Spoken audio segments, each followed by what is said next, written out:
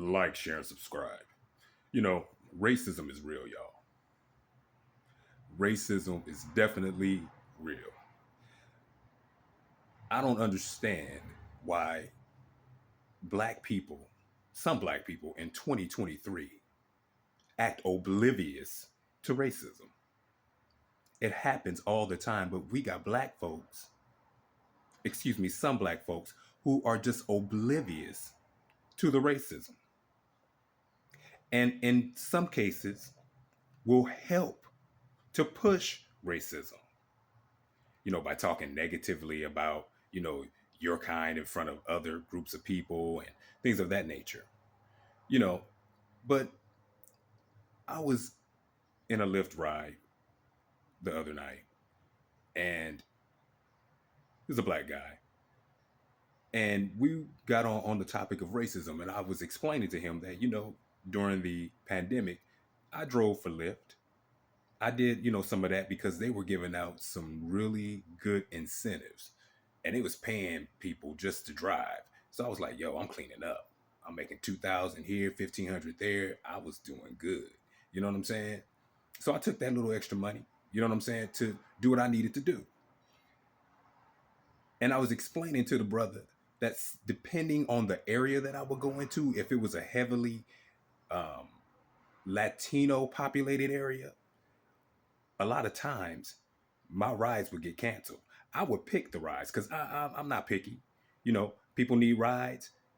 Even if it's up the street, I would take them up the street. You know what I'm saying? I would take that little $3. I would take that little $5. I would take that $20, whatever it was.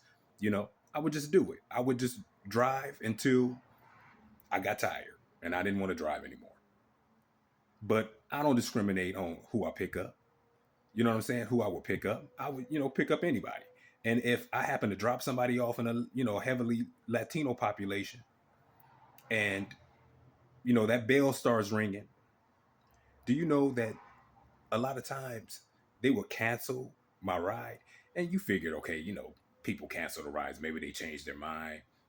Something else happened, whatever the situation is. But the reality is they were canceling my rides back to back, and it was like, damn, maybe I need to get up out of this area because, you know, people keep canceling the rides.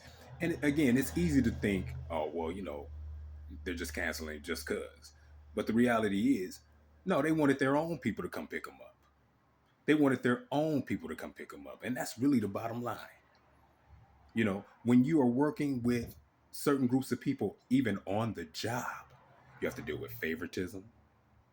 You're definitely going to deal with the racism. They're speaking in their language, isolating you, you know, making you feel like you're an outsider in your own country, in your own land.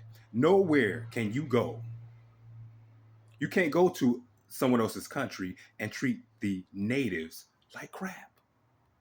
You can't do that. You cannot go to another country and treat the natives like crap. You will get beat the fuck up or stoned or whatever the situation is. You couldn't do it. But only over here in America, you have foreigners that come over here and treat you, American black person, so-called black person, like you are an outsider, like you don't belong. This is what's happening. And this is what I'm noticing from a lot of foreigners. Even people that are coming from Ukraine. You got people that are over here from Ukraine. You got people over here that are from Russia, new, that have come over here. You have Latino Mexicans that have crossed the border. You know, they just crossed the border, coming from Atlanta, Georgia. This is just on the news. But a lot of them have attitudes towards you, don't like you, they separate themselves from you, and they are just very racist. Now, you can probably get along with the ones that have adapted, to being around you, they've grown up around you, things of that nature. But the ones that come from the other countries and they come over here, they're very racist. A lot of them are just very racist. And that is the truth. But what is mind boggling to me is that you have black people who act totally clueless. Like the Lyft driver that, you know, I was, explaining this to. You know, they would cancel my rides, man. You know what I mean? Every time I would, be in a particular area, my rides would get canceled, and he was totally oblivious to it. Like, really? I hmm. He says, well, maybe I just don't pay attention to it. And I said, brother, you just really don't pay attention to it because I know it happens to you too. I know it happens to you too. You just refuse to look at it for what it is. I don't know what it is about certain black people, but they refuse. It's like you just want to live in the land of La La Land. Like, no, things are different now. You don't want to convert back to that, and we understand. But the reality is, you can't fool yourself. You cannot fool yourself into thinking that racism is done and over with, because it isn't. It is thriving well. And at this point, so-called black folks, you need to understand that most people don't like you. They're jealous of you. They don't like you. They say negative things about you. They're going to talk about you. They're going to step all over you. They're going to use you. Because it's real funny how, other groups of people, they love to have sex with you. They will have sex with you in a minute, but they exclude you on the job. They exclude you in functions and gatherings, especially when it's predominantly them. You get totally excluded. And if you are not speaking their language, you get totally excluded. I can't tell you how many times, just even at work, I might have a patient that I'm going to check up on, or, whatever the situation is, or introduce myself to them. And they say, oh, you know Espanol? I said, no, I speak English. Oh, me no want. I had one guy tell me one time, old man, he told me, you're very nice person. You're very nice. But me no want. I mean, we cannot understand you. They have the nerve to say this shit to you.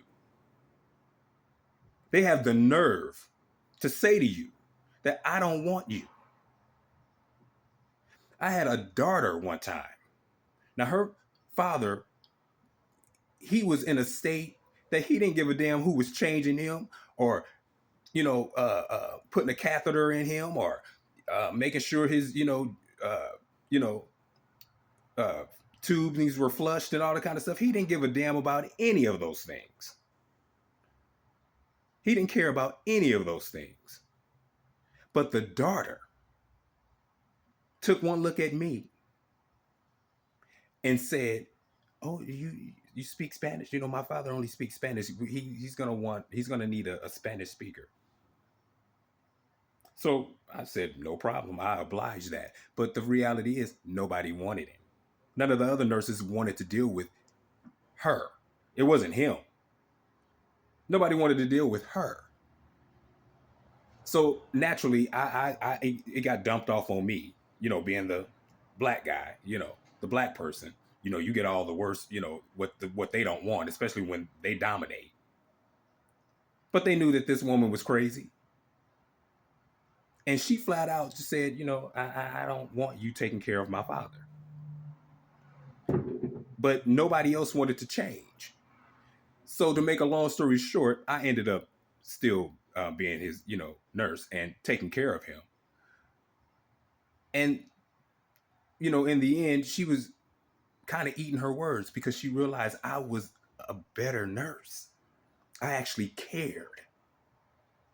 But she insulted me. She insulted me. Excuse me. She insulted me, but this happens a lot. And a lot of them are getting more and more bold by just flat out telling you, you don't speak, my language then. And see, this is where me being the type of person that I am, where I have a I don't give a fuck attitude. It's like, I don't really give a damn what language you speak. You mean to tell me you've been in this country all these years raising family and you still don't speak English? That speaks volumes. That says I don't have to learn. And I only want to deal with people who speak my language.